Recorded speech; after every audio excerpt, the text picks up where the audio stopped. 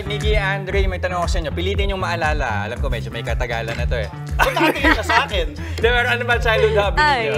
Kuya Jess, hindi ko masasabi kasi kung childhood hobby, pero yung text, nabutan niyo ba ba yung text? Ah, yes, oo. Hindi yung text na nagte-text, ha? Alam mo yan, yung Alam sex. ko yan, kasi napag-usapan namin yan ng aking Tas tatay. poke, dati, poke. Grabe naman. Mara, may sinabi. Napag-usapan nila ng Gagamba kanyang din. tatay.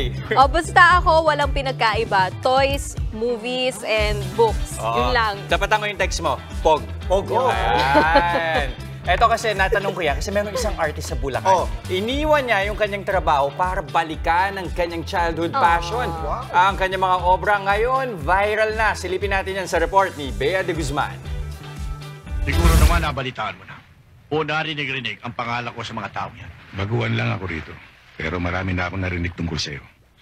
Akala nyo live action, no? Mula sa buhok, mukha, tindig, at pati sa pananamit. Buhay na buhay ang itsura. Matyagang inukit ni Enrico Viudez ng San Ildefonso, Bulacan ang mga ito mula sa polymer clay. Kwento ni Enrico, 8 taong gulang pa lamang siya nang maging libangan niya ang pag-uukit.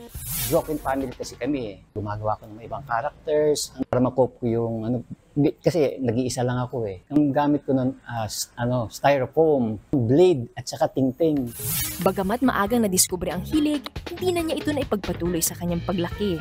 Nang makatapos ng kursong Fine Arts, nagtrabaho siya bilang animator sa isang opisina sa loob ng 20 taon. 2014, nag-resign na ako. Napipili mo kasi na parang mayroon kang dapat gawin. Bigla ko naalala, ito nga pala yung unang passion ko, yung sculpting.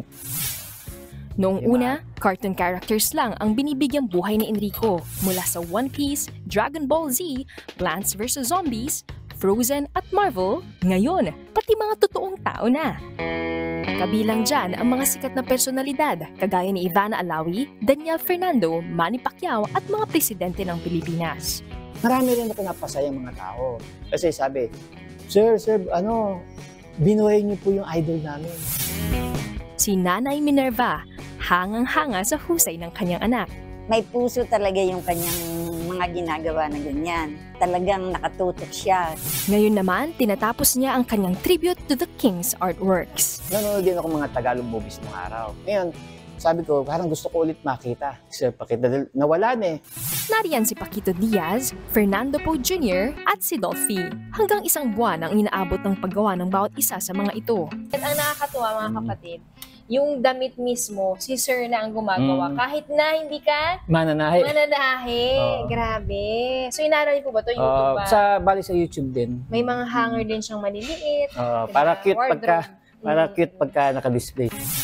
Marami pang nais na matutunan at maabot sa Enrico sa pag-uukit. Pero sa ngayon, ang bawat obra niya, dala ay pag-asang mapanindigan ang hilig niya mula pagkabata. Bea de Guzman, News 5. Mga kapatid, Jess De Los Santos po. Iba na ang may alam at may pakialam sa panahon ngayon. Para sa tuloy-tuloy na balitaan sa Frontline kahit weekend, mag-follow at mag-subscribe